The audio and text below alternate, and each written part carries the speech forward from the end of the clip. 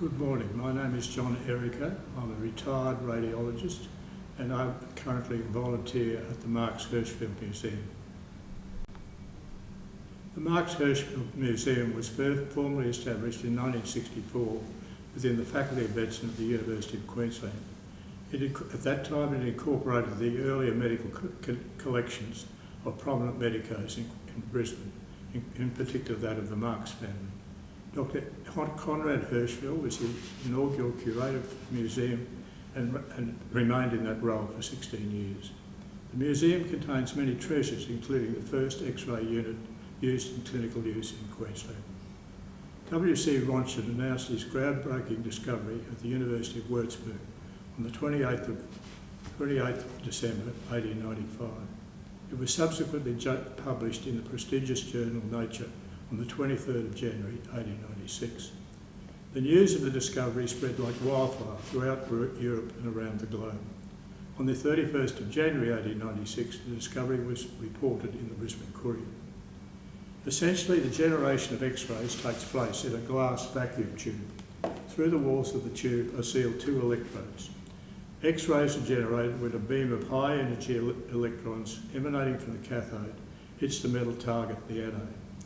The image of the object of interest can be captured either on fluorescent screen or photographic paper.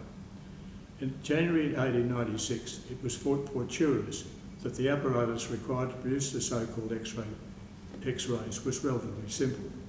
The Crookes tube was an early experimental discharge tube with a partial vacuum.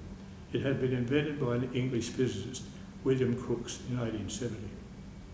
There are therefore three basic components. Firstly, a power source, which consisted of an early electric primary cell known as a Grove cell. Three of these cells are connected in series and then connected to an induction coil. This is a device which converts low energy electric energy into very high pressure electric energy in the form of a pulsating current. The third component is a tiny glass vacuum tube with two electrodes sealed in either end. Walter Drowley Filmer was an electrician in the employ of the Newcastle Hospital. He had acquired a cathode ray tube whilst in London working for British Rail. Within 2 weeks of the news reaching him in February, Filmer, with the use of his Crookes tube and a coil, was able to make an image. A few days later, he made the first medical examination in Australia, locating a broken needle in a patient's foot. Mr. J.W. Sutton was well known in Brisbane as an ardent experimenter in science and a clever amateur photographer. He too had acquired a Crookes tube. On the 16th of July 1896, he carried out experiments in his laboratory at 29 Eagle Street in the presence of several doctors, including Dr. Wilton Love. Dr. David Hardy was not present at this demonstration. He had returned with his family for a holiday to his native Scotland. On his return to Scotland, and it was there that he learnt of Röntgen's discovery of X-rays. He immediately went to Würzburg to meet with Röntgen. On his return to London, he purchased this apparatus from the firm Brady and Martin of Newcastle on Tyne. He returned to Brisbane in mid-1896 and installed the unit together with a darkroom in his rooms at Fir Hall on Wickham Terrace. Dr. Hardy was one who participated in the first public demonstration by Mr. Sutton on the 8th of August 1896.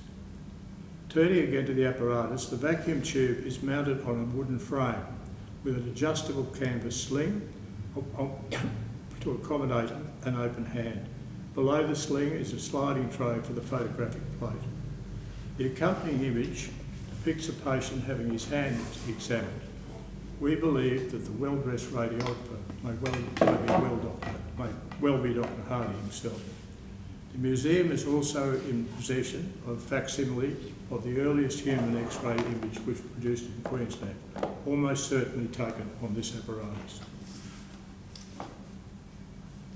Museums are institutions dedicated to preserving and interpreting the primary tangible evidence of humankind and the environment. They serve to house a variety of artefacts for the purpose of further research and display. There is often a heightened level of interest if a particular object is the first of its kind. The Röntgen Memorial Site in Würzburg exhibits experimental setup of cathode rays beside the apparatus of discovery, together with the original X-ray of Frau Röntgen's hand. The Medical History Museum at the University of Melbourne holds the original image executed by Professor David Lyle on his colleague Professor Olmsted's left foot. I believe that we are indeed fortunate at the Marks Hirschfeld Museum that we have the trifecta. That is, the first X-ray image exposed in Queensland, the first purpose-built apparatus which made it possible, and a photographic print which records the examination which took place at that time.